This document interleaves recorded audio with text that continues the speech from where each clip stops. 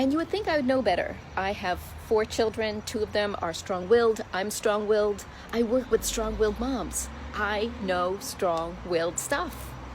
And yet I blew it. I failed. And so that's what I'm talking with you about today, is my mom fail. I'm sharing it with you so that you don't make the same mistake that I just made. So, you know, the thing is, when kids are little, you can kind of set the tone.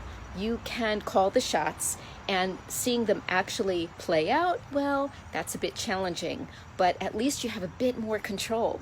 But what happens is when they get older and you're trying to nurture their independence, do you know what it's like to try and nurture the independence of a strong-willed child who never thought he didn't have independence? Like, basically they come out of the womb thinking they're independent, smoking a cigar and drinking a martini. That's the way I joke about my firstborn. So here I am with older children now, and they're still strong-willed, and they want their independence at home. And one of them is a bit sloppy. So in my effort to say, hey, you're kind of taking over the house, I need you to keep your things in their assigned spot, what he heard was, you're not welcomed here. You're not loved. You don't belong here. Yeah. My mom heart, right? That hurts. And so what he did is he took all his belongings and he tossed them out. He threw all of his stuff out of the refrigerator. He packed up all of his clothes. Yeah, he went there on me. And he stayed over his big brother's house, who lives elsewhere, for 2 days. It taught me a lesson. Strong-willed kids will do that. They will, if you hurt them, they're going to teach you a lesson. Motherhood of a strong-willed child is not for the weak, right? You know that. You know that. So what does that mean? What did I have to do, right? What I had to do was confess that even though my intentions were decent, my delivery stunk. Communication, right? That's why I'm running the communication cure, because I realized that all of motherhood, when it comes to parenting a strong-willed child, has to do with the way we communicate. If we can get our communication down, it's going to be a lot easier. Motherhood is always hard, but it's going to be a lot easier when our communication is good. And the thing is, the way we communicate with one child may not be the communication style for the next child. Add that to the list of challenges. So we have to know each individual child, the way they hear, the way they communicate, and speak effectively to that child. And how do we know if we are not?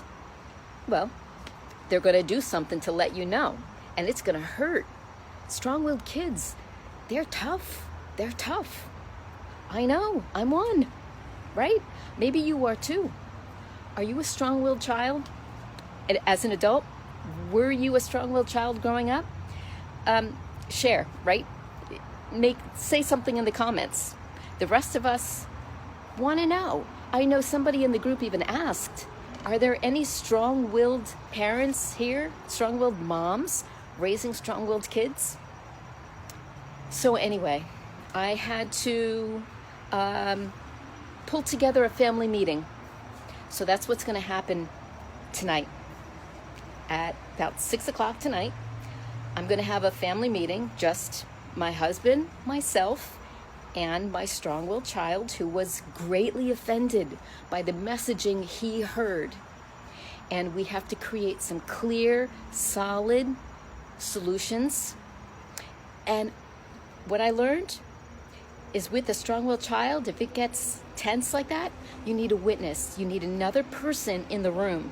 So that's my share with you today, is have a third person when you are in a significant conflict with your strong-willed child. Because communication can get muddy, right?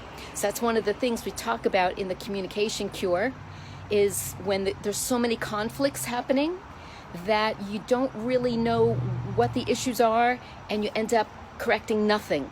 It's like trying to catch too many balls in the air at one time. You end up catching none, right? You know what I'm talking about? So share in the comments, do you know what this is like? Are you a strong-willed mom raising a strong-willed child?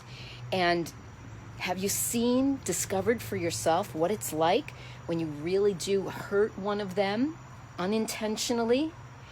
How it really cuts to the heart. It takes a lot to hurt a strong-willed child. That's one of the signs that you have a strong-willed child. Some people have asked me, how do I know? How do I know if I have a strong-willed child? Well, for one, you don't offend them easily. You don't get to their heart easily. But when you do, boy, you know it. You know it. And when you're trying to teach them a lesson, trying to train them in something, they're going to learn the hard way.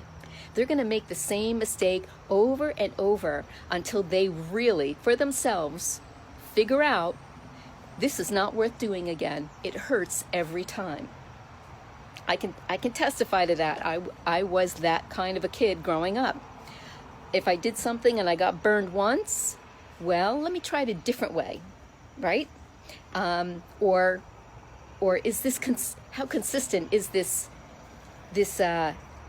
interaction? Is this going to be consistent every time I do this thing? Anyway, so there you have it. I'm sharing with you my mom fail. Even as a parenting coach, I'm not flawless, and we all have a good heart. As parents, we all want to do the right thing, and we love our kids. We want to see them happy and successful, and we want good relationships. And yet they're going to do things that we don't like, that don't work for the family, that go against our rules or our values. And then we're going to have to find clear, simple, short ways of communicating a message, and do it in such a way that they receive it. Because if they don't receive it, it's worthless, it's frustrating. And it goes on and on, like it keeps repeating, right? So that's my share with you. Don't make the mistake that I made. Spare yourself, and wish me well as I go into my family meeting. I haven't had a family meeting in years. I haven't had to have a family meeting in years. So this is a big one. Wish me well.